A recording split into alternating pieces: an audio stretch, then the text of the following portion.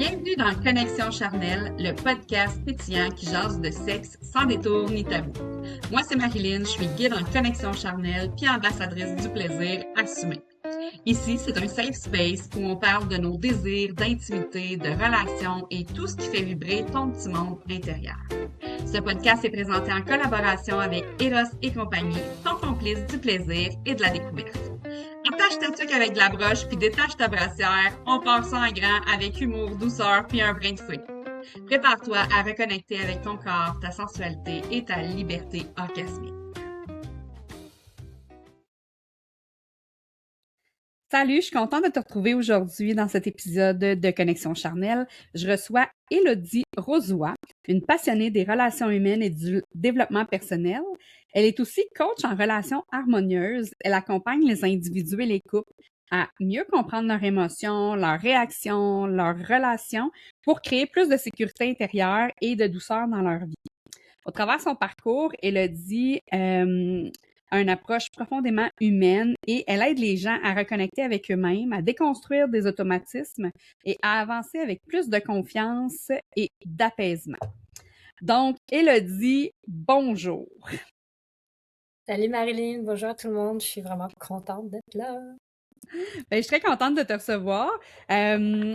Aujourd'hui, on va commencer, Élodie, par une petite question de mon jeu Connexion charnelle, le jeu.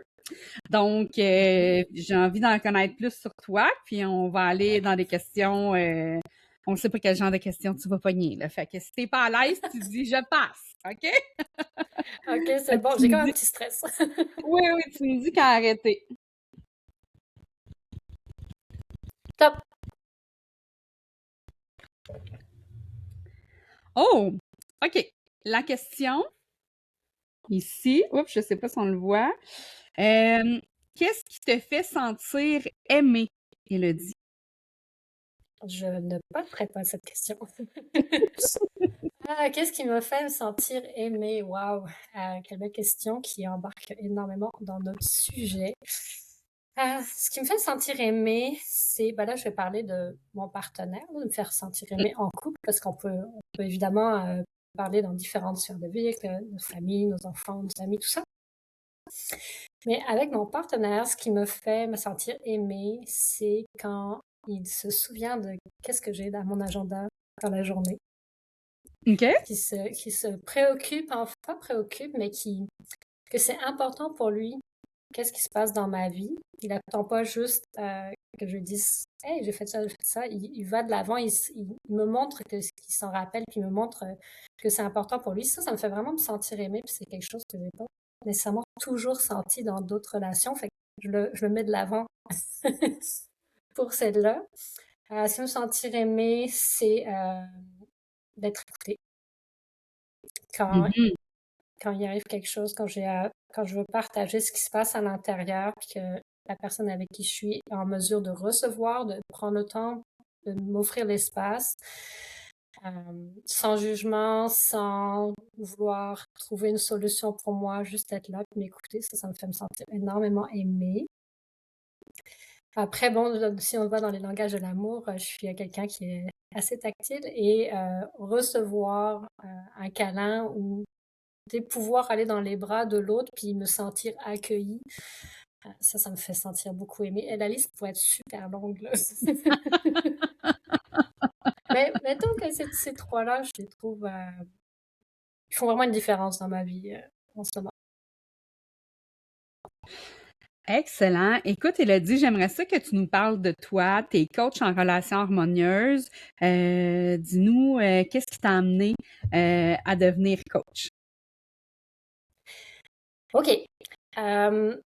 Bon, déjà, c'est pas la première fois que je suis coach. J'ai déjà été coach pour aider les artisanes à développer leur entreprise. Ça, c'était en 2020-2022. Et dans cette période-là, en fait, mes clientes venaient à moi pour que je les aide au niveau de leurs réseaux sociaux, pour que je les aide à grandir leur business. Mais moi, tout ce qui m'importait, c'est la partie développement personnel. C'était à ce moment-là, déjà, je m'étais dit, tiens, c'est bizarre, je donne les mêmes conseils à une artisane puis à une autre artisane, puis il y en a une qui va plus loin avec pourquoi. Et ce que j'avais déjà remarqué à ce moment-là, que ça se passait beaucoup au niveau du développement personnel, ça se passait beaucoup au niveau de comment elles se sentaient à l'intérieur, les croyances qu'elles avaient à ce moment-là, le support qu'elles pouvaient recevoir aussi, celles qui étaient plus supportées par leur conjoint, celles qui étaient moins. Je voyais toutes ces différences-là. Puis, il s'est passé différentes choses dans ma vie. J'ai quitté une relation, je suis rentrée dans une autre relation. Cette relation s'est avérée extrêmement toxique. Allô, le sujet du jour. Mhm. Et je vais en parler plus loin. Et dans cette relation-là où moi j'étais nomade autour de l'Amérique du Nord en VR, donc avec mon ancien conjoint et mon chien, je me suis tellement sentie mal dans cette relation, je suis tellement arrivée au bout du rouleau que il y a à un moment donné, il a fallu que je fasse quelque chose parce qu'en fait, je m'en allais dans le mur, mais solidement. J'étais rendue avec des pensées suicidaires, ça allait vraiment pas bien. Fait que vu que j'ai déjà eu en fait, dans le passé, en 2014, j'ai fait une tentative de suicide. Je sais que ça va loin, là, mes affaires, là, mais il faut que je vous explique le background. Ça va, Mais ça va. je voyais, fait que je voyais les signes, et puis là, j'étais comme non, mais je peux pas me laisser aller aussi bas, faut que je reprenne le contrôle. Donc, je suis allée, en fait, travailler sur moi pour. Ce que je cherchais à ce moment-là, c'est sauver la relation. J'étais comme non, là, ça va pas. Je me sens pas bien dans cette relation, mais il y a tellement de potentiel, c'est sûr, il faut faire quelque chose. Je suis allée chercher du support pour, en fait, guérir mon partenaire.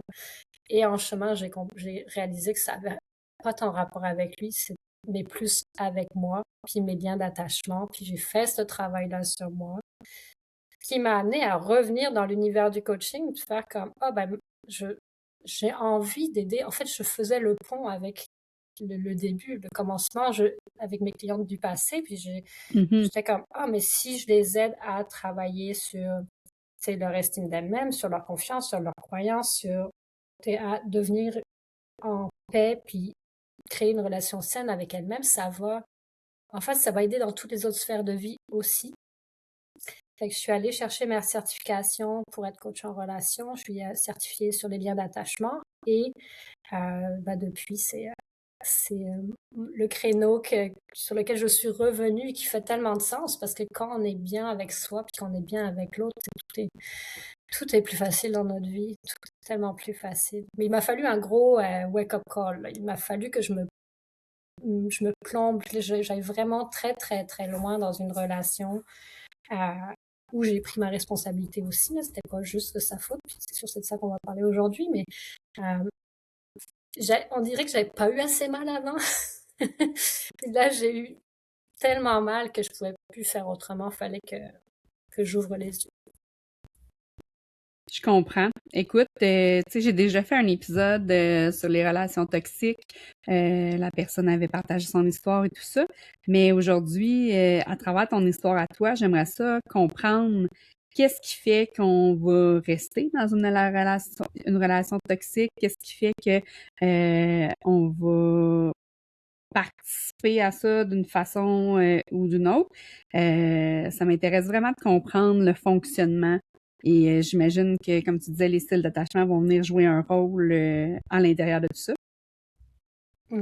Exact. Puis, tu sais, j'aurais envie de commencer par définir ce qu'est une relation toxique et en fait même en premier définir ce qu'est une relation saine parce qu'en fait Mhm, si on peut comprendre qu'est-ce qu'une relation saine, par opposition, tout ce qui n'est pas ça a un brin de toxicité, tu sais. Puis il y a des grades, là, ça peut aller loin.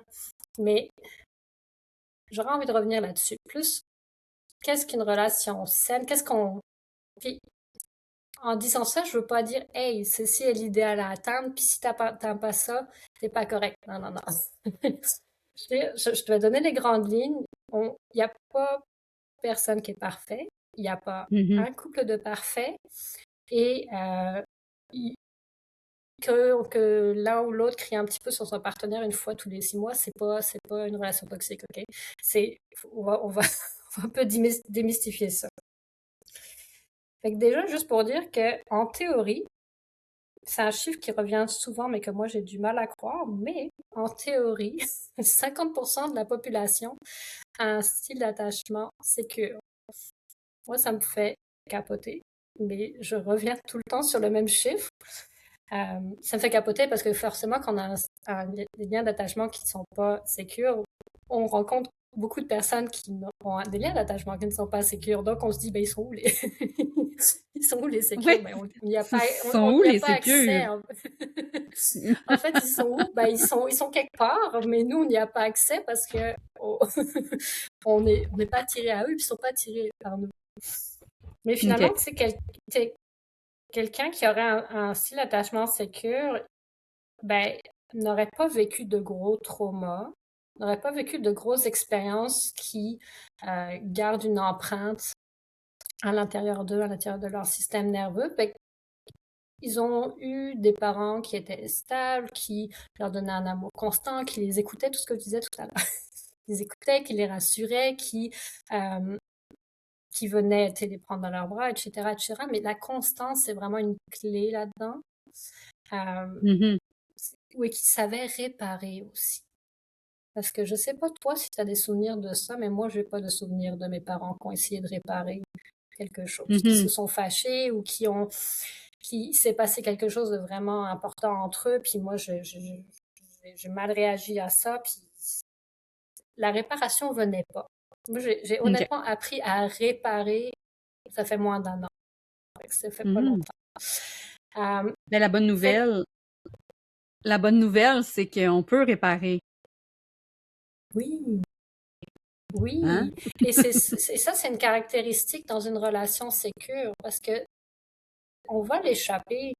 À un moment donné, l'un ou l'autre va avoir un, un- un déclenchement, une réaction. Euh, ça va arriver. Peu importe le travail que tu fais sur toi, éventuellement, tu vas te sentir déclenché à un moment donné. C'est normal. Puis quand Mhm. on apprend à réparer, puis à venir s'excuser, puis à vraiment faire en sorte que, oh, ok, cet événement n'a plus l'émotion initiale. Ça, c'est fascinant. J'ai vécu quelque chose, je n'ai pas nécessairement prévu de discuter, mais juste un événement avec mon partenaire que sur le moment, l'émotion était tellement forte, mais on a pris le temps de se parler, on a pris le temps de comprendre l'un et l'autre dans l'expérience, puis de s'excuser réellement et de se dire, OK, la prochaine fois, je vais tenter de réagir de cette façon. Tenter parce que le but est de faire l'effort. Des fois, ça se peut que sur le moment, ce ne soit pas comme ça qu'on réagit. Mais puis d'arriver à la fin de cette discussion et de faire comme moi, j'ai pu l'émotion qui venait avec initialement, et en plus, je sens que la réparation, ça crée une petite guérison, là. C'est comme, waouh, on est allé plus loin, c'était Mhm. plus vulnérable. Euh, j'ai encore plus confiance en lui. C'est ça que ça amène, les réparations. Puis quelqu'un qui a grandi dans un environnement d'amour sécure, si on veut, il a appris ça. Et mais il y a beaucoup de monde qui n'ont pas appris. Mais, mais en étant imparfait, parce qu'on est tous des êtres imparfaits, et en amenant cet élément de réparation sincère puis vrai, on renforce les relations. Fait que ça ressemble à ça. La Mhm. sécurité, c'est pas la perfection, c'est deux êtres qui comprennent ce qui se passe à l'intérieur d'eux, qui comprennent quand ils sont déclenchés que c'est pas nécessairement ce qui est en avant qui est la vérité, c'est qu'ils sont en train de revivre le passé, qui sont capables de mettre des mots là-dessus, qui sont capables de dire Mhm. ouh là, je me suis sentie rejetée, puis je sais que tu m'as pas rejetée, mais je me suis sentie rejetée parce que ça m'a ramené dans une expérience du passé. Ils sont capables de dire ça, puis euh, de séparer les choses, de séparer l'événement qui arrive de ce qui s'est passé dans le passé. Et de se comprendre mutuellement. Puis des fois, les deux vont être déclenchés en même temps, ça arrive. Puis ils vont être capables de s'arrêter, de dire comme, oh, OK, là, on s'en va nulle part. On va prendre un break, puis on va Mhm. revenir s'écouter quand on sera régulé. Tu sais, ils sont capables de se réguler émotionnellement par eux-mêmes. Ils sont capables aussi de se co-réguler, de se réguler ensemble, de s'apaiser ensemble. Fait que, en gros, ça Mm. ressemble à ça. C'est pas parfait, mais c'est à chaque fois qu'il y a une nouvelle interaction ou tu as un conflit, puis une réparation, ben, la sécurité augmente entre les deux. Ça, c'est la grosse différence. Mhm. Que dans une relation toxique, chaque conflit vient creuser encore plus dans je ne me sens pas en sécurité. J'imagine aussi, parce que moi, ça m'est arrivé avec mon conjoint, d'être activé, là, tu sais, puis pendant que ça se passe, tout ça, je réalise que ça lui appartient pas tout, tu sais. Tu sais, j'ai été activée par une situation, mais dans le fond, c'est que j'ai des blessures, tu sais, qui sont pas, ben pas qui sont pas réglées, mais il y a des choses tu sais, dans le passé qui sont arrivées, puis là, c'est comme tu fais plus la différence entre qu'est-ce qui se passe maintenant puis qu'est-ce qui s'est passé avant avec d'autres personnes. Fait que j'imagine que ça, le fait d'être capable de s'en rendre compte quand ça se produit, c'est parce qu'on se sent aussi, on a travaillé sur nous, mais on se sent en sécurité avec notre partenaire. Puis j'aimerais ça savoir, parce que là, tu as parlé du type d'attachement sécure. Je sais qu'il y a un type d'attachement évitant. Euh, je me souviens pas des autres. Fait que tu peux-tu me les dire, Elodie? Oui, ben oui. Dans le fond, là, c'est ça. J'ai parlé de type d'attachement sécure en opposition à tous les autres types d'attachement insécures. Puis, dans ces types d'attachements-là, insécures, il y en a trois. Il y a comme tu l'as dit, il y a l'évitant. Il y a son opposé extrême qui est l'anxieux. Et il y a comme un genre de joyeux mélange qui est le désorganisé. Puis c'est pas juste un joyeux OK. mélange, il a les il a les blessures, il a les croyances limitantes des deux et il a ses propres croyances limitantes à lui. Et allô, moi qui viens du style d'attachement désorganisé, quand tu réalises ce qui se passe, tu vois l'ampleur de tout ce qui te fait réagir. C'est un petit peu, je sais pas le mot en français, là, overwhelming, là, quand tu commences à Mhm. réaliser ça. Est-ce que tu voulais que je parle un peu de tous ces différences Ben entre oui, ces j'aimerais types-là? ça qu'on puisse savoir, tu sais, quand tu puisses nous donner quelques caractéristiques qui nous fassent réfléchir à savoir quel type on pense être. Parce que si on ne sait pas quel type on est, des fois, c'est difficile de pouvoir avancer dans tout ça. Exactement. OK. Je vais commencer du côté anxieux parce que c'est ce qui est plus facile à voir. Ça, c'est des personnes on dit qu'elles sont dépendantes affectives sont du type anxieux. Fait que c'est des personnes qui ont euh, peur d'être abandonnées, peur d'être rejetées, qui Mhm. ont tendance à émotionnellement avoir beaucoup de mal à se réguler elles-mêmes, puis avoir besoin de l'autre pour se réguler. Donc d'être rassurées beaucoup. Euh, on dit qu'elles sont clingy, c'est qu'elles vont s'accrocher à l'autre, qu'elles vont vraiment comme un peu sensu si on veut là, vouloir être Accaparant, très là. très proche de l'autre, accaparant. Oui, exactement. Puis tu sais, il y a des raisons pour ça, hein, parce que si, il y a personne qui a le goût de vivre, peu importe quel style d'attachement qui est insécure, là. Il y a personne qui choisit ça, on s'entend, hein, tu sais, il y a toujours des raisons.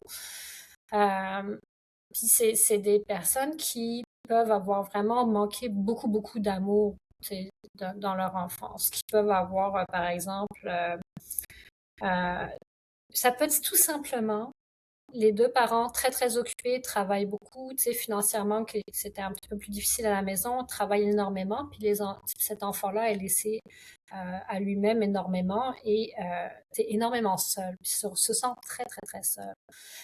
Mhm. Ça peut venir de ça, là. Ça veut pas dire qu'il y a eu négligence, ça veut pas dire qu'il y a eu, tu sais, les parents pouvaient être très aimants, hein, mais pas assez longtemps par rapport à ce que l'enfant aurait eu besoin, pas assez, c'est c'est juste trop peu de temps dans une journée, mais il pourrait avoir la constance quand même, mais pas assez.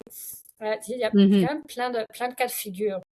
Mais ces personnes-là vont se retrouver dans une situation où, généralement, elles vont choisir un partenaire qui est de l'autre côté du spectre, qui est du côté Mhm. évitant. Parce que cette personne-là est très charismatique, est très sûre d'elle. Les personnes évitantes ont une espèce d'aura qui vient avec et qui est beaucoup de la protection, qui n'est pas nécessairement leur vraie qualité, si on veut. Ça vient de ce qu'ils ont vécu eux aussi. Fait qu'ils ils se retrouvent, eux autres. Ils s'aiment beaucoup. Puis au début, ça va bien, puis après, c'est plus problématique. Mais fait que la personne évitante peut être très aimante aussi, là. Peut être vouloir être proche de son nouveau partenaire, vouloir lui montrer. Puis là, j'irais peut-être pas dans le love bombing, mais peuvent aller là aussi. Mais même sans OK. aller dans la toxicité extrême du love bombing, ça peut être quelqu'un qui est qui semble ouvert, qui prend des initiatives, qui t'amène en date, qui montre que tu lui plais. Euh, Puis ça va bien jusqu'à temps que on s'en aille un peu plus loin dans la relation et les personnes évitantes ont une peur extrême de la vulnérabilité.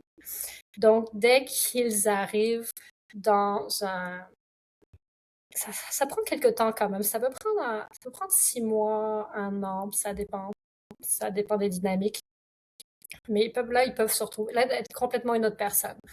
Ils s'éloignent, donnent plus de nouvelles, se sentent, une de leurs grandes peurs, c'est je suis pris. I am Mhm. trapped, là. Je vais me sentir complètement pris. Puis là, ouf, quand ils sentent ça, il faut vraiment qu'ils déconnectent. Il faut vraiment qu'ils donnent de l'espace. Et en fait, ça pourrait être très bien communiqué. Et il y a une façon de communiquer ça pour rendre la personne qui est plus anxieuse moins anxieuse par rapport à la situation. Le problème, c'est qu'ils ont vraiment de la misère avec la communication. Et ils ont tendance à juste s'évaporer. Fait que là, Mhm. forcément, la personne plus anxieuse devient complètement anxieuse, puis va se mettre à regarder ses messages aux 2 secondes, à texter toutes les 5 minutes. On voit ce genre de pattern, mais c'est parce que l'un active l'autre. C'est ça l'histoire. Mhm. C'est à la limite, ça paraît pas trop quand ils sont pas en couple, qu'ils ont ces patterns-là. Mais quand ils se mettent ensemble, au bout de quelques mois, une fois que la lune de miel s'est évaporée, là, ça clash, puis ça fait vraiment mal. Puis je suis en train de raconter pas mal ce qui s'est passé avec ma précédente relation. OK, je Moi, comprends. là, je suis en train de faire le lien, mais parce que les personnes qui ont un lien d'attachement désorganisé, que je disais, qui se trouvent un peu un mix des deux, ben, ils ont des tendances à aller dans l'anxieux, ils ont des tendances à aller dans l'évitant, et en plus, ils ont des problèmes de confiance. Fait qu'ils ont Mm. leurs propres blessures en plus du mélange des deux. Donc, mon ex était définitivement désorganisé, profond. Puis moi, j'étais désorganisée un petit peu plus léger, puis qui commençait à travailler sur elle. Donc, je m'en sortais comme mieux. Mais lui, ça passait pas. Là. S'il passait d'un extrême à l'autre, s'il pouvait juste s'en aller, partir pêcher, parce qu'on était en voyage. Puis là, je le voyais pas pendant toute la journée. Puis revenir, puis être super colleux. Puis moi, j'étais encore complètement en détresse émotionnelle. Puis je vivais ces vagues-là, ces up and down émotionnels qui m'ont rendu complètement dingue. Mon système nerveux était plus capable. Je me Mhm. sentais pas en sécurité. Puis en plus, on vivait des expériences de voyage avec plein de choses qui étaient insécurisantes, mais là, c'était trop. Je jouais juste plus, j'en dormais plus. Fait que la personne qui est plus désorganisée, c'est vraiment difficile. En fait, ce que je trouve le plus difficile, c'est que moi, ça m'a pris, tu sais, ça fait 20 ans que je suis en relation. 4 relations majeures. Je peux dire que ma plus longue relation de 12 ans, j'étais dans les 8 ans, puis j'avais pas compris. Parce que quand on est Mm. plus évitant, c'est pas si évident qu'il y a des enjeux, jusqu'à temps que là, on parte vraiment dans se refermer, puis communiquer. Mais juste pendant un certain temps, on ne réalise pas qu'on est dans ce spectre-là. Mais quand je suis tombée dans ma relation d'après, où je suis arrivée très, très vite dans l'anxieux, là, je me comprenais plus. J'étais comme: «Voyons, qu'est-ce qui s'est passé?» Puis c'est là que j'ai découvert le style d'attachement désorganisé et c'est très, je pense que les personnes qui ont un style d'attachement désorganisé souffrent beaucoup parce que on comprend pas ce qui se passe. Tu sais, tout d'un coup, on n'est plus la même personne. Tout d'un coup, on réagit tellement différemment que quand tu es dans les autres bouts du spectre, si tu as toujours été anxieux en relation, ben, tu sais que c'est ton pattern. Ça fait pas de toi quelqu'un qui a plus de facilité à dealer avec, mais au moins tu sais que c'est le pattern. Pareil, Mhm. dans l'évitant, tu peux savoir que c'est le pattern. Quand tu vas de l'un à l'autre, là, c'est très déconcertant. Puis est-ce que ça se peut que, par exemple, tu disais que tu étais dans l'évitant, puis supposons qu'un évitant rencontre un autre évitant, mais qui est plus évitant l'un que l'autre. Est-ce que l'autre va devenir plus dans l'anxieux, puis l'autre va être plus dans l'évitant? Tu comprends ce que je veux dire? Dans le sens où, Ouais, je comprends ce que tu tu veux dire. sais, si on est deux styles qui se ressemblent, il y en a peut-être un qui va le devenir plus, puis l'autre moins. Et ça dépend des relations. Quand j'étais dans mon évitant, j'étais en couple avec une femme à ce moment-là. C'était ma plus longue relation. Puis, tu sais, avec tout le recul, là, quand j'analyse les relations, on était pas mal dans l'évitant les deux. Mhm. On a mis sous le tapis des sujets, là, des questions là, nous ont fait étirer leur relation. Mais c'est typique évitant, là, si on évite, là, tu sais, on fait tout ce qu'on peut là, pour pas voir ce qu'on veut pas voir. Mhm. Puis, pour vrai, on était quand même beaucoup les deux là-dedans. Fait que je- ça dépend, ça dépend vraiment, mais souvent, comme tu dis, il y a une balance. Tu sais. Vu que là, je sortais d'une relation où j'étais plus évitante, là, je suis tombée sur quelqu'un qui avait plus la tendance à lui aller dans l'évitant. Ben, moi, j'ai balancé de l'autre côté. Mhm. Euh, mais il y a des personnes qui vont rester dans leur lien d'attachement original, si on veut, mais c'est clair que c'est très fluide tout ça. Tu sais, par Mhm. exemple, on peut être très très sécure en amitié, puis évitant en amour, ou tu sais, ou l'inverse. Tu sais, on peut être. Moi, j'ai été extrêmement évitante avec ma famille. J'ai mis un océan entre nous. Il y a eu plein de trucs que je n'arrivais pas à résoudre quand j'étais jeune. Là, je fais comme, OK, c'est fini. Moi, je mets de la distance. Hey, c'est pas de la petite distance. Là. Puis là, aujourd'hui, je reviens par-dessus, puis j'essaie de reconstruire mes relations parce que clairement, je me suis tellement protégée que j'ai créé une distance phénoménale. Mais en amitié, je me suis trouvée relativement sécure la plupart du temps.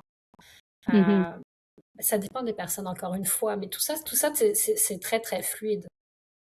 Mais quand on voit qu'on passe de l'un à l'autre dans les relations, puis techniquement, le lien d'attachement désorganisé, c'est le moins représenté dans la population, mais moi, c'est juste ce que je vois. Mais probablement parce que Mhm. c'est mon style d'attachement de base, puis forcément, j'attire ces personnes-là, mais Absolument. genre, je vois beaucoup de monde qui font le pendule, là, dans Mhm. le... En fait, c'est vrai, c'est un pendule. Les liens d'attachement, c'est pas fixe. Puis j'aimerais ça que là, on traverse du côté des relations toxiques, en fait. Ouais. Parce que tantôt, tu as parlé, c'était quoi une relation saine et sécure? Qu'est-ce qui fait qu'une relation devient toxique? Ben, une relation devient toxique quand, justement, on est dans notre limbo, là, anxieux, attachant, anxieux, attachant, excuse-moi, anxieux, évitant. Euh, Puis bon, après, là, il y a toutes les ranges, puis ça peut aller jusqu'à la violence psychologique, violence verbale, corporelle, tout le kit. Mais pour moi, la toxicité vient avec notre nos comportements. En fait, c'est une question de comportement.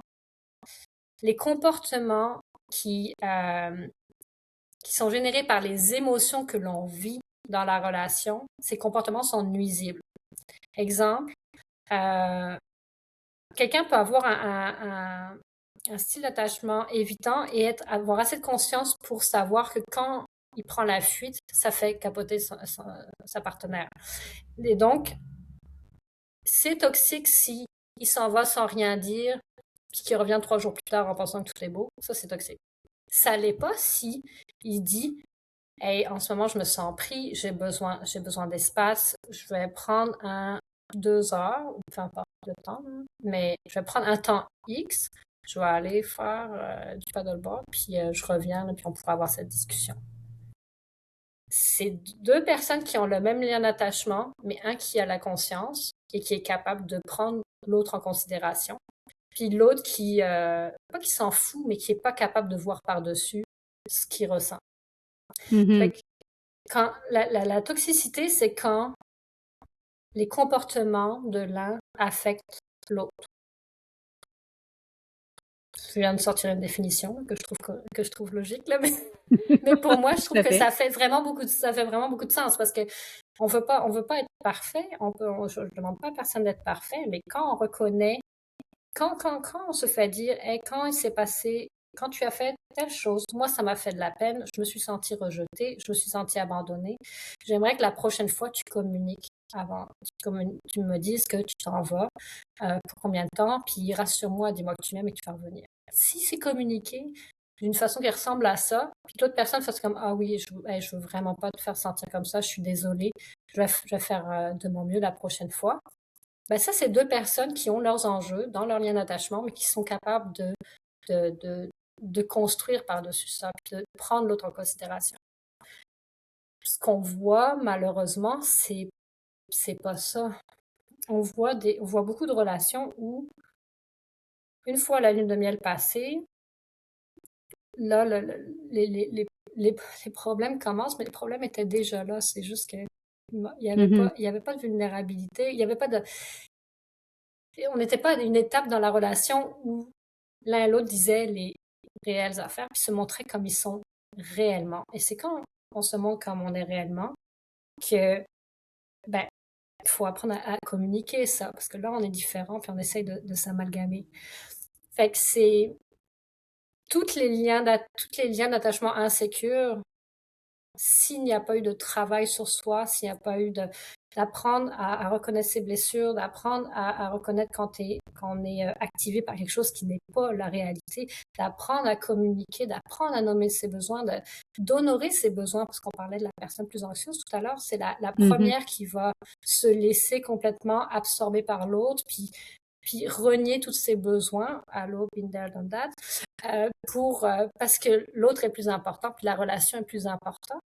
Ben, quand on rentre dans vraiment les comportements qui font qu'on devient de plus en plus anxieux ou de plus en plus évitant, si on continue à laisser ça aller, la toxicité augmente, en fait.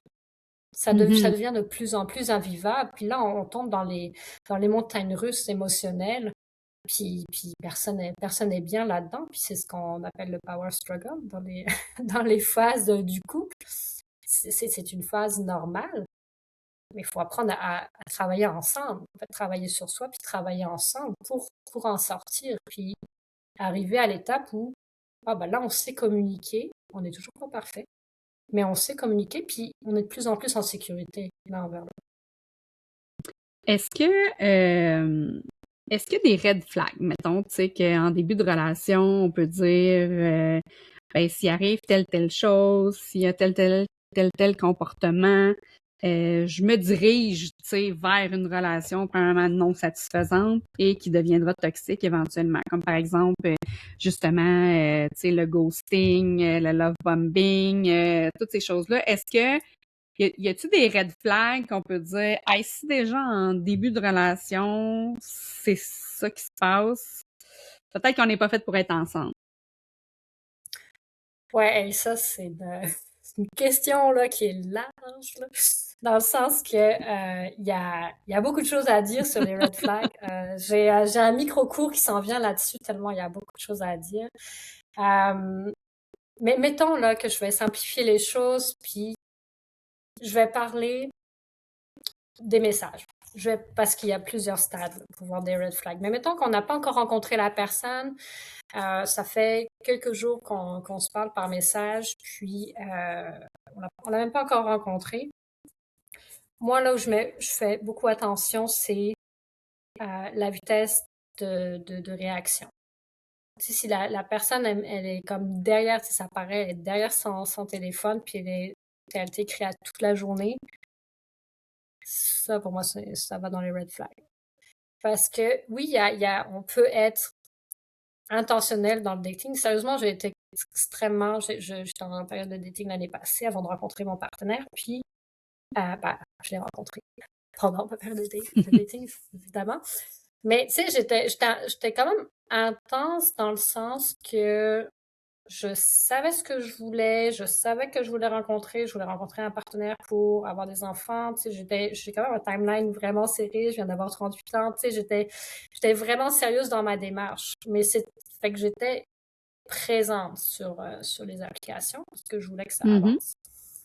Mais ça, c'est différent on a matché, puis là, on va s'écrire toute la journée pendant une semaine, puis tu sais, il n'y a rien d'autre qui est important que ce qui est en train de se construire. Non, vous n'êtes pas rencontrés encore, ça n'a pas lieu d'être. Si la personne, elle te bombarde de messages direct t'as pas rencontré, elle te bombarde de messages, ou même dans les débuts, vous êtes rencontrés, puis elle peut pas te lâcher, là. Red flags. Red flags. Tu sais, on veut pas... puis souvent, il y a du love bombing qui s'en va avec ça, là. Il n'y a pas juste le message. Mais l'intensité est un red flag. Quand la personne est trop dans l'intensité, trop dans la... Tu sais, elle veut que ça se passe là, puis il n'y a rien d'autre. Puis je vais donner un exemple. J'avais eu quelqu'un dans les messages. On s'est pas rencontrés. On s'est écrit, je sais pas, peut-être une dizaine de messages back and forth, là, savoir qui est la personne, qu'est-ce qu'on aime, qu'est-ce qui est important pour nous, non. Puis, on avait on était rendu à planifier une rencontre. Et là, il me disait, je tombe en vacances la semaine prochaine, pendant 12 jours, je peux être tout à toi pendant ces 12 jours. Ben non. Et red flag. C'est pas vrai. Si quelqu'un qui a des vacances, excuse-moi, t'as des vacances, fais ce que t'as à faire, prévois-toi quelque chose. Moi, quelqu'un qui me dit, je lâche tout pour toi, je t'ai même pas rencontré, c'est un gros red flag, là. Et en même temps, quand on est plus dans l'anxieux, quand j'étais plus dans l'anxieux dans le passé, j'aurais adoré recevoir ça.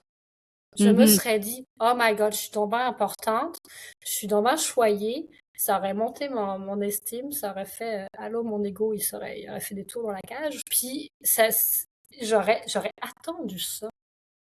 Mais le moi sécure sait que c'est pas une bonne nouvelle.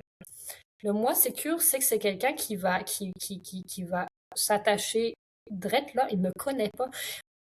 On n'est pas aimé par quelqu'un qui a un attachement anxieux parce que il est comme amoureux de l'amour, tu sais, il est comme amoureux de qu'est-ce que ça pourrait être, mais pas amoureux de toi, il te connaît pas. Amoureux d'un potentiel, en fait. Amoureux d'un potentiel, puis ça, c'est terrible. Puis le nombre de femmes avec qui je jase, puis qui me parlent de leur relation, puis à quel point ça va pas bien pour X, Y, Z raison. Oui, mais il pourrait être de telle manière. Oui, mais s'il travaillait un peu, il pourrait... Non, il le fera pas. Il le fera pas. T'es en train de t'accrocher à un potentiel qui n'existe pas. Puis ça me fâche parce que j'ai été là dans ma dernière relation. Je suis restée bien trop longtemps parce qu'il aurait pu être extraordinaire, cet homme-là, là. Mais il l'était pas. Il ne voulait pas faire ce travail-là. Et il a fallu qu'à un moment donné, je le réalise, je fasse comme, mais il peut pas me donner ce que je cherche. Peut-être qu'il pourra le donner à un moment donné, peut-être à quelqu'un d'autre, mais avec moi, là, tout de suite maintenant, non. Et j'ai pas que ça à faire, tu sais, dans le sens que mes ovaires, ils ne deviennent pas plus secs, là. Non, c'est ça. Puis en même temps, tu sais, un potentiel, ça vaut rien tant aussi longtemps que c'est pas activé. Fait que... Exactement. sais, puis ça, il y a personne d'autre que la personne qui peut activer son propre potentiel, donc c'est... Exactement. J'entends souvent ça, moi Puis on peut aussi. rien faire. Ouais. Puis sinon, dans d'autres red flags, là, je sorti un red flag du côté anxieux, mettons. Un red flag du côté évitant, c'est quand la personne, il va pas te le dire nécessairement au tout début. Quoique, moi, mettons les profils qui disent, ah, moi, je veux être go with the flow, là. Ça, c'est non, là. Go with the flow, il vire, là. On n'a pas de temps à perdre. Euh, c'est ça, c'est le début de quelqu'un qui va te dire dans 2, 3 mois, ah, je veux pas vraiment m'engager. Mhm.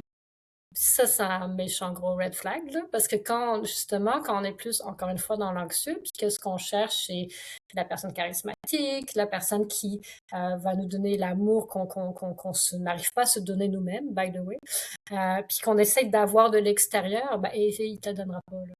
Il va te donner des semblants d'eux, mais dès que ça va être, t'es là, oh non, ça devient trop sérieux, puis moi je m'en vais.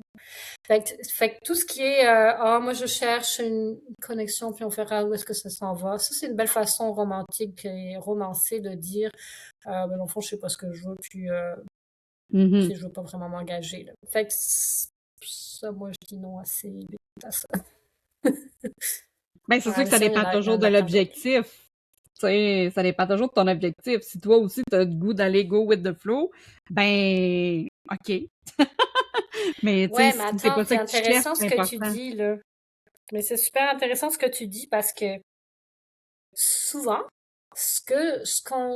quand je creuse le fameux, ouais, mais moi aussi j'ai envie d'aller go with the flow, puis tu sais, je veux pas trop, je veux pas me presser, ça c'est bien correct, là. Mais, je sais pas trop ce que je veux, puis on va voir qu'est-ce que ça dit. Souvent, là, il y a des grosses blessures derrière ça, là. Puis ça Mhm. crie aussi désorganisé, puis je veux pas me faire trahir, j'ai peur de faire confiance, puis je me fais pas confiance à moi, de prendre la bonne décision, fait que je me mouille pas trop. Tu sais, ça c'est terrible, mais quand j'étais dans le dating, vraiment sur les profils, là, c'est parce que je catégorise tout le monde assez vite, là, parce que ça, c'est des mots qui sont utilisés, qui veulent dire quelque chose. C'est des mots qui sont Mhm. utilisés qui montrent tes croyances limitantes qui, elles, proviennent de tes blessures. Puis ça, c'est ton corps, là. C'est ce qui run en fond. Fait que tu changeras pas quelqu'un qui a ces croyances-là s'il veut pas les changer lui-même, là. Puis d'ailleurs, c'est ce que je fais, moi, comme coach, c'est que j'aide mes clients à venir créer leur sécurité intérieure, leur sécurité affective, puis après ça, ils s'en vont dater, ou alors que ceux qui sont en relation, leur relation change parce que la dynamique change s'il y a une des deux personnes qui change. Mais on peut Mhm. pas, on le sait en fait, là, c'est comme on veut pas le voir. Souvent, j'ai des clientes qui sont comme, qui datent des personnes indisponibles. Je fais comme, mais tu veux pas le voir rendu là parce que je, je te l'ai montré à plein de places, là. Ah oui, mais non, mais il me dit ça aussi. Ouais, mais il te dit le contraire. Moi, je vais croire le contraire, ok? Parce que ça, c'est l'information importante. Là. Ce qu'il dit par-dessus pour se convaincre et te convaincre, c'est de la bullshit. Mais ce qu'il y a en dessous, par exemple, c'est l'information importante. Puis, on veut tellement croire, on veut tellement justement croire en ce fameux potentiel qu'on se fait complètement avoir, alors que les personnes nous disent qui elles sont si on regarde réellement les Mhm. informations importantes. Puis, il y a aussi la cohérence entre ce qui est dit versus qu'est-ce qui est fait comme action, versus l'attitude, tu sais, tout ça, ça prend une Mhm. cohérence dans tout ça pour pouvoir dire, ah oui, cette personne-là, tu sais, est vraiment ce qu'elle dit, tu sais. On a une expression au Québec qui dit, faut que les bottines suivent les babines, tu sais, parce que Exactement. sinon, ça fonctionne pas. Tu sais, t'es Exactement. juste en train de me dire des choses, mais dans le fond, tu mets rien en action. Fait que ça vaut rien, tu sais. Exact. Puis on se fait souvent avoir par ça, hein. Tu sais, ben moi la première, pour vrai, là, je me suis fait avoir. Puis ou d'ailleurs moi la première, j'ai aussi été cette personne-là hein, quand j'étais dans l'évitant. Puis tu sais, je disais des choses, puis j'y croyais là quand je le disais, mais mes actions concordaient pas en tout là. Puis Mhm.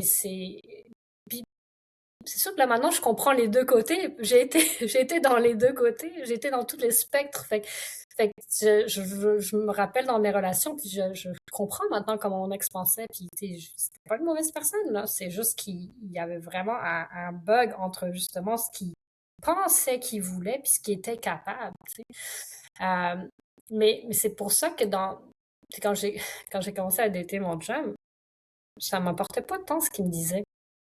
Tu sais, dans le sens que j'apprenais à le connaître, tu sais, mais j'étais toujours comme, ouais, ouais, j'enregistre, puis je vais juste peut-être, je vais attendre le mois prochain, voir si c'est toujours valide. Tu sais, t'es-tu en train de t'es-tu en train de Mhm. continuer dans ta lancée? Es-tu en train de me montrer que t'es constant? Parce que moi, ça, c'est un de mes premiers critères maintenant. C'est, s'il y a quelque chose que j'ai compris dans mon attachement désorganisé, parce que le détachement désorganisé, c'est un des pires parce qu'on a justement on est dans le renforcement intermittent en permanence. Fait qu'on on a comme on a un petit peu de positif, puis là, ça drop. Et la personne nous donne des petites miettes, là, puis là, pouf, on l'a pu. Puis là, puis là, on est en détresse émotionnelle. Puis là, on va réavoir un peu de positif, puis là, on rembarque, là. Puis c'est dramatique parce que ça vient du fait qu'enfant, on n'avait pas cette constance-là. On Mhm. avait de la présence, on n'en avait plus. On avait de l'amour, on n'en avait plus. Puis peu importe ce que les parents faisaient, là, si je peux te donner on peut avoir plein d'exemples. Mettons, moi, euh, ma maman avait un trouble bipolaire qui assez, assez sérieux. Ça a beaucoup affecté sa vie puis la nôtre. Puis, tu sais, on pouvait être comme de façon elle pouvait être très présente avec nous pendant un certain temps, puis pouf, là, ça allait pas bien, elle tombait en manie ou en dépression, puis elle partait 2 mois à l'hôpital. Mhm. Tu sais, c'est comme des grosses drops, là, mais qui reviennent souvent, là, qu'on a vécu souvent enfant. Puis, mon frère a pas tant été affecté apparemment, mais moi, ça m'a beaucoup affecté. Affecté l'inconsistance dans une relation, c'était normal pour moi. Tu sais, que que j'ai de l'amour, puis que j'en ai plus, que j'ai de l'amour, que j'en ai plus. Tu sais, que je vive ces drops-là émotionnels, c'était Mhm. normal. Mais là, j'ai fait le chemin de mon côté et un des premiers critères que je cherchais chez mon partenaire, c'est la constance. Mhm. Qu'il fasse exactement ce qu'il me dit qu'il fait, donc être congruent, et aussi que ça dure dans le temps. Puis, pour raconter une petite anecdote, je lui ai dit à un moment donné, quand il a commencé à dormir chez moi, que j'aimais, je me sentais pas à l'aise qu'il dorme chez moi la semaine parce qu'il commence très tôt. Parce que je savais que je me sentirais un petit peu abandonnée quand il allait partir le matin, parce qu'il allait partir super tôt, je serais pas réveillée. Puis là, il est venu avec une idée, fait comment je vais t'écrire des petits mots quand tu te lèves. Ça fait Mhm. 10 mois qu'il m'écrit des petits mots. J'ai des post-it là partout là, dans mon appartement parce qu'il continue à faire ça. Ça, c'est de la constance. Puis c'est ça c'est aussi ça énormément un amour sain. C'est la personne, elle va être là. Elle te fera pas nécessairement de la grande déclaration d'amour. Tu sais, quelqu'un d'anxieux aime ça, hein. Il aime ça, la grande déclaration d'amour, puis là, les grands gestes, puis là, les fleurs, puis là, le restaurant, puis là, telle affaire. Mais après ça drop.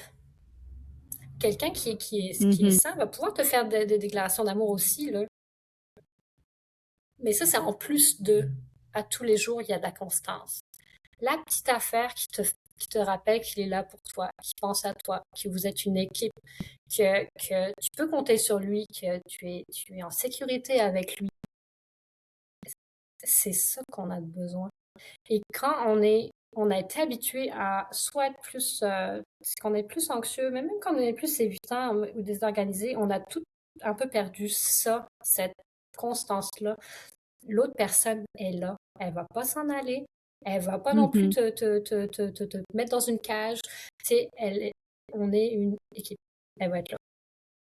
Puis ça, je trouve ça magnifique. Là, je sais plus si j'ai répondu à ta question parce que je suis partie ailleurs. Oui, oui, oui, Les absolument, red flags. absolument. Puis, j'aimerais ça qu'on aborde justement quand on réalise qu'on est dans une relation toxique. parce que justement, nos besoins sont pas pris en considération, il y a plein de comportements qui se passent, qui viennent nous activer, quoi que ce soit. Comment on fait pour réaliser qu'on est dans une relation toxique, puis comment on fait pour choisir de quitter ou pas? Ouais, ça c'est la partie compliquée parce que non, mais pas compliqué, mais dans le sens que c'est très confrontant, hein, parce que même si on le réalise qu'on est dans une relation toxique, euh, entre le réaliser puis prendre une action finale, mettons, ça peut prendre du temps parce que malgré qu'on réalise ça, la relation répond à des besoins aussi. Mhm. C'est pas, tu sais, on peut subir une certaine violence psychologique et en même temps avoir quand même quelques petits besoins remplis. Puis c'est ça le renforcement intermittent dont je parlais tout à l'heure. C'est qu'il y a quand même un petit quelque chose. Ou alors un petit espoir, oh, il va changer, ou ci ou ça, ou si s'il allait en thérapie, ça changerait tout. Ben non. Ben non, parce que ce qui se passe, c'est que c'est à l'intérieur de nous, on permet ça. On accepte Mhm. ça. Fait que la première étape, ce serait OK, je suis dans une relation toxique. OK, je me rends compte. Juste d'en parler autour de soi, d'en parler à ses amis, d'avoir quelqu'un qui est capable de faire comme ah ouais, ça, je vois ce que tu vis, ça a l'air vraiment difficile. Déjà de le sortir de soi parce que juste le garder, il y a beaucoup de honte qui joue là-dedans. Mhm. Juste être capable d'en parler à l'extérieur de soi, c'est de dealer un petit peu avec cette honte-là, de faire comme, ok, j'ai dit à tout le monde c'était l'homme de ma vie, puis que c'était extraordinaire, puis ben, c'est pas vrai en fait. Puis ça, c'est vraiment difficile, puis on peut très bien se cacher là-dedans pendant longtemps. Fait que si on est juste capable de le dire à quelqu'un en qui on a confiance pour commencer, plus pour le sortir à l'extérieur, s'entendre le dire, ça peut être une première bonne étape. Mais Seconde étape, oui.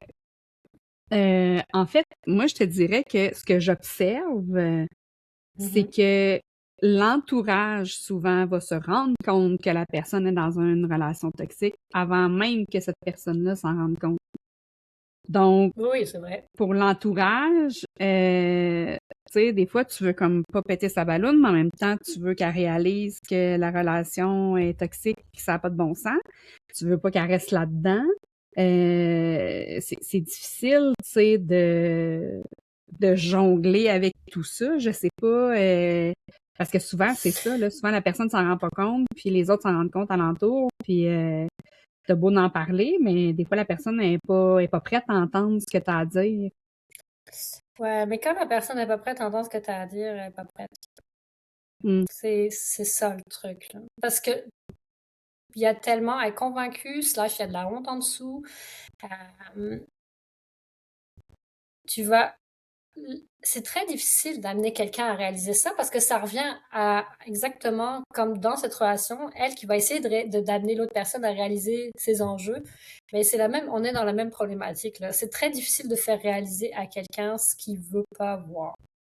Mhm. Donc, c'est pour ça que, tu sais, si la personne finit par s'en rendre compte par elle-même qu'elle peut en parler avec des personnes de confiance qui l'ont déjà vu puis qui sont pas en train de lui dire, je te l'avais dit! Ils sont juste en Mhm. train d'être présents et de l'écouter, ça va déjà être un bon morceau parce que ça lui a tout pris là, pour sortir de ses œillères puis de les ouvrir. Ça lui a tout pris. Mhm. Puis c'est très difficile que dans la famille, les amis, d'être cette personne-là, de se rendre compte que son ami a des enjeux. Puis c'est pour ça d'ailleurs que dans mes posts, j'encourage régulièrement, si tu reconnais quelqu'un, un membre de ton entourage, ta famille, peut-être juste lui glisser ce post. Hey, j'ai lu ça, ça m'a fait penser à toi. Mhm. Juste, ça peut aider. Des fois, ça peut backfirer aussi, je suis désolée si ça arrive, mais on fait ce qu'on peut. On peut pas savoir comment l'autre va réagir. Mais quand elle s'en rend compte, qu'elle puisse le dire, puis ensuite que cette personne-là aille chercher du support. Puis il existe plein de supports. Il existe des psychologues qui ont une spécialité dans les liens d'attachement. Moi, j'en fais partie. J'ai un programme d'accompagnement Refleurir qui t'aide à vraiment partir de là où tu es. On fait entre guillemets le diagnostic de ton lien d'attachement en ce moment, puis je t'amène à recréer ta sécurité de la même façon que moi j'ai appris à le faire pour moi, puis je le fais depuis 2 ans. Fait que ça, c'est ma spécialité. Si elle arrive à cette prise de conscience, puis à aller faire un travail, après, moi je peux pas prédire qu'est-ce qui se passe. Des fois, les personnes restent dans la relation parce que le travail qu'elles ont fait sur elles-mêmes a été suffisant pour faire des changements majeurs dans la relation. Puis des fois même, le partenaire est comme, OK, là, je le vois, là, je vois les changements qui ont été faits, je vois où est ma partie, puis je vais aller chercher de l'aide aussi, puis pouf! Ça, c'est le scénario idéal. Ça arrive pas toujours comme ça. Des fois, c'est dans leur cheminement pour retrouver leur sécurité intérieure, elles font les changements, puis elles ou ils, on s'entend que ça peut être des hommes aussi qui font ce chemin. Absolument. Mais on va simplifier, on va parler au féminin. Elles font ce changement, puis là, gagnent cette sécurité-là, cette confiance et sont comme non, moi je peux plus permettre ça. Je ne peux plus permettre ça. Parce qu'il y a beaucoup de ça aussi, là. En étant dans ces relations-là, on n'est pas responsable du comportement de l'autre, si la personne est violente, si la personne est méprisante, si la personne... On n'est pas responsable de ça, mais on accepte d'être là. Et quand elles arrivent à ce point où elles sont comme non, moi je n'accepte plus ça, je mets mon pied à terre. Des fois, ce pied à terre, c'est dans la relation, puis l'autre personne respecte, puis là, ça s'en va vers la sécurité. Des fois, ça s'en va jusqu'à hey, écoute, moi, je peux plus. Cette relation ne me convient plus. J'ai fait assez de chemin pour réaliser que ça ne me convient pas, puis que je mérite mieux, puis elle s'en va. Puis ça a été mon cas, puis ça a pris à peu près 9 mois de travail sur moi pour faire les changements, donner des chances, nommer mes besoins, qui y répondent pas, mettre mes limites, communiquer de la meilleure façon possible. J'ai vraiment changé beaucoup ma communication. Puis à un moment donné, je fais comme, OK, c'est le point de non-retour. Cette personne-là ne peut pas me donner ce que je mérite, juste en termes de relations saines. On ne demande pas la lune, on demande juste du respect, on demande juste que chacun réponde à ses besoins, puis aille répondre aux besoins de l'autre aussi. On demande de bien communiquer, on demande de réagir d'une façon qui est adéquate, puis de venir réparer. Là. Ça a l'air compliqué, mais ça l'est pas tant quand on a fait le travail, ça devient assez automatique. Mais dans le pire des cas, je leur donne tous les outils pour qu'elles reprennent le pouvoir sur elles-mêmes, sur leur relation, puis qu'elles prennent une décision en âme et conscience, et qu'elles, si elles quittent la relation, après ça, quand elles ont fait leur deuil puis leur travail sur elles pour continuer à avancer dans cette direction, elles vont trouver la personne qui va correspondre à ça au lieu d'essayer de changer quelqu'un qui ne veut pas changer. Fait que en fait, c'est à un moment donné, si je te résume ça, c'est à un moment donné, la personne qui est dans la relation toxique, qui décide de sortir, puis elle réalise qu'est-ce qu'elle entretient là-dedans, c'est quoi sa partie, c'est beaucoup de responsabilisation. Il faut voir tout ça. C'est pas facile. Il y a des choses que j'ai vues que j'avais pas envie de voir, mais ça faisait partie d'eux. C'était aussi à cause de moi que j'étais là.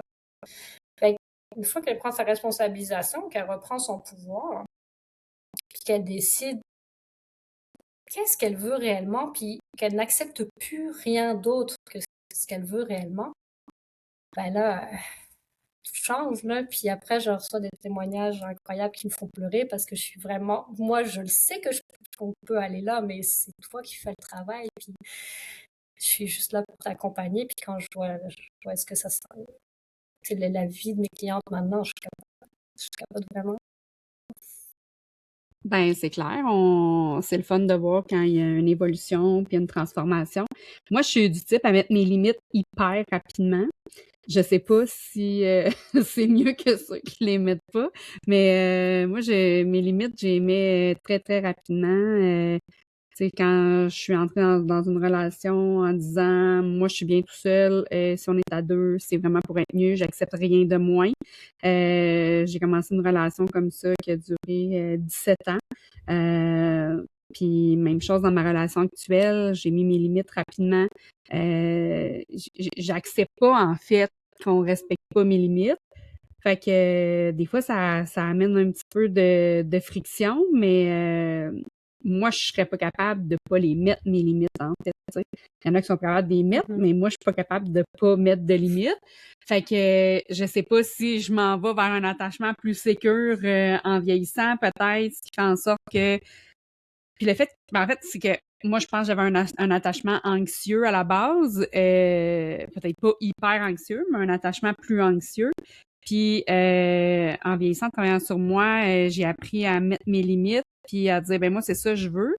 Puis je pense que c'est mon côté anxieux qui fait que je mets mes limites hyper rapidement parce que je veux que ce soit clair en partant pour pas que j'ai à les mettre plus tard, puis que tu sais, je me fasse rejeter parce que j'ai mis mes limites ou quoi que ce soit. Fait que c'est spécial un peu quand j'y pense. J'avais jamais réfléchi à ça, mais avec ce que tu me dis, je me demande, tu sais, voir si c'est pas mon tempérament anxieux, en fait, qui fait que je mets mes limites hyper rapidement. Puis, parce que, tu sais, ça a été la même chose dans mes relations amoureuses, mais dans des travails que j'ai été, là, tu sais, puis que j'ai mis mes limites très rapidement par rapport à mes patrons, par rapport à, tu sais, fait que, parce que je me dis, c'est comme ça, that's it, tu sais. Mais tu sais, ça dépend. Tu sais, il y a tellement plein de choses là-dedans. Puis ce que j'ai envie de te dire, c'est que est-ce que tu mets tes limites par respect de toi-même ou par peur que l'autre personne te respecte pas? C'est une belle réflexion. C'est une belle question. Ben, je pense que c'est un petit peu des deux, en fait. Tu sais, parce que, surtout au début, par exemple, là, tu sais, d'une relation où tu connais pas beaucoup d'autres personnes, bon, je pense que je mets mes limites pour me faire respecter moi, mais en même temps, je sais pas à quel point je peux faire confiance à l'autre. Fait que, tu sais, je pense pas que ça peut être tout un ou tout l'autre, tu sais. Je pense que, dans mon cas à moi, là, je veux dire, tu sais, je pense que c'est vraiment un mélange entre les deux. Mhm. Mais ça fait du sens. Mais c'est juste que les limites qui sont mises euh, par avec la peur en dessous, celles-là sont généralement plus du côté évitant. Quand on est plus OK. du côté sécure, on sait ce qu'on veut, on sait ce qu'on veut pas, puis on va le mettre de l'avant, mais pas par peur, juste par bienveillance envers nous-mêmes, puis par respect de nous-mêmes. Fait que, tu sais, ça se peut, là, que tu joues un peu dans les deux, puis c'est correct, là, mais c'est super Je intéressant, puis c'est la vacille. façon. Oui, c'est ça, puis pour vrai, c'est super correct, mais quand on a vécu des situations où on a vu le manque de respect, puis on l'a vécu, on a on est plus sensible, là, ça devient une sensibilité. C'est, tu sais, nos blessures créent nos besoins. Fait que si on Mhm. s'est dit, moi, je serai jamais pas respectée, c'est pas vrai que ça va m'arriver. Bah, ça devient, tu sais, la limite est mise sur la peur parce que c'est pas vrai là, que je vais vivre cette situation-là, puis je vais faire tout ce que je peux pour pas la vivre. Voici mes limites. C'est quand même un petit Mhm. peu différent de moi, le respect est important pour moi et voici mes limites. Il y a comme une petite nuance entre les Ouais, deux. dans le fond, il y a comme un aspect protection, pas juste que je sais ce Exactement. que je veux, puis tout ça, mais il y a un aspect protection, je pense, pour me Mhm. protéger. Je vais mettre des limites claires, puis en fait, ça fait en sorte que quand je vois d'autres personnes qui mettent pas leurs limites, qui se font manger à laine sur le dos, là, ça me choque Ça tellement. trigger, Ah oui, oui, c'est sûr. ça me choque parce que je comprends pas. Je fais comme, non, mais pourquoi t'acceptes de te faire traiter comme ça? Pourquoi t'acceptes ces conditions-là? Pourquoi que, tu sais, tu fais comme, tu sais, moi, dans la vie, là, je serais jamais assez payé cher me faire manquer de respect, là. Jamais. Il y a jamais personne, tu sais, mettons un emploi, là, tu sais, puis là, tu te fais crier après ou n'importe quoi, là. Je serais jamais payé assez cher pour ça, là. Tu sais, fait que c'est pas quelque chose pour moi qui fait partie du possible, mettons. Tu sais, c'est comme, tu sais, ça m'est déjà arrivé, puis, tu sais, c'est comme, place-toi parce que je pogne ma sacoche puis je décalisse, là, tu sais, en bon québécois, là. Parce que c'est ça, pour moi, ça se fait juste pas. Mais, tu sais, c'est ça, mais tu sais, en parlant des styles d'attachement avec toi, tu sais, ça me fait réfléchir à plein de choses, tu sais, de mes comportements, puis je trouve ça vraiment intéressant. J'espère que le podcast va avoir cet effet-là sur nos auditeurs, auditrices, là, parce que je trouve que ça amène vraiment plein de nuances aussi par rapport à l'autre, par rapport à soi. Tu sais, l'autre, c'est ça, c'est pas nécessairement une mauvaise personne, mais ça se peut que ça soit pas la bonne personne pour nous, tout simplement. Fait que non, c'est quelque chose de complexe à la fois, tu sais, de comprendre tout ça, les subtilités, puis de pouvoir avancer là-dedans, tu sais. Fait que si vous avez besoin de quelqu'un pour vous accompagner, Élodie, Élodie a tout ce qu'il faut pour vous accompagner là-dedans. Écoute, Ça me ferait Élodie, plaisir. ça fait déjà plus qu'1 heure qu'on jase ensemble. Écoute, on pourrait jaser de ça toute l'après-midi. Ouais. Mais faut mettre toute bonne chose à une fin, comme on dit. Donc, est-ce qu'il y a quelque chose que tu aimerais dire à ceux qui nous écoutent pour faire un petit wrap-up là, de ce qu'on a discuté aujourd'hui? Ouais. Ben moi, j'ai juste envie de dire, t'as vraiment plus de pouvoir que tu penses. Puis reprends-le, ce pouvoir. C'est pas vrai que tu vas passer ta vie à dire ah mais mon chum il fait pas ci, il fait pas ça, puis tu sais si il changeait, ce serait mieux. Si tu t'enlèves le pouvoir quand tu fais ça, reprends-le. Qu'est-ce que toi tu peux changer dans la dynamique pour que ça s'améliore? Qu'est-ce que toi tu peux Mhm. changer à l'intérieur de toi pour créer ta sécurité, pour faire comme hey by the way, j'accepte plus telle et telle affaire. Et l'autre doit dealer avec ça. Pour que ce soit plus toi là, qui gère tout, là, parce que je vois tellement de femmes qui ont tous les chapeaux, puis là, elles portent la relation à bout de bras, puis la famille, les enfants, le travail, le machin, le bidule, puis elles sont épuisées. Mais c'est parce qu'on accepte tout ça. Mhm. Ça n'a pas obligé d'être comme ça. Il y a des choses à changer à l'intérieur de nous pour aller récupérer ce pouvoir-là. C'est avec ce petit mot de la fin là, que je t'invite à refleurir puis à reprendre les rênes, fille. Ça dit tellement tout. En finissant, je vous invite à vous procurer mon jeu Connexion Charnelle, le jeu, au prix de 25 $ livré chez vous par Post Canada sur connexioncharnelle.ca. Donc, ça peut vous aider justement dans votre relation à aller approfondir les choses puis à amener une connexion beaucoup plus puissante entre les deux partenaires. Donc, là-dessus, je vous souhaite une merveilleuse journée puis au plaisir de vous retrouver dans un autre épisode. Merci à tous. Merci d'avoir partagé ce beau moment avec nous. Si tu as aimé cet épisode, laisse-moi un j'aime, abonne-toi et partage-le avec tes amis. Et pourquoi pas, laisse-moi un petit commentaire pour me laisser savoir que tu as écouté le podcast. Avant d'oublier, j'ai un petit cadeau pour toi. Utilise le code promo Connexion15 sur erosetcompagnie.com. Ça va te donner 15% de rabais pour t'offrir un jouet ou un produit coquin qui te fera vibrer au quotidien. On se retrouve très bientôt pour un autre épisode pétillant et inspirant. D'ici là, honore ton corps, célèbre ton plaisir, puis laisse ta lumière orgasmique briller.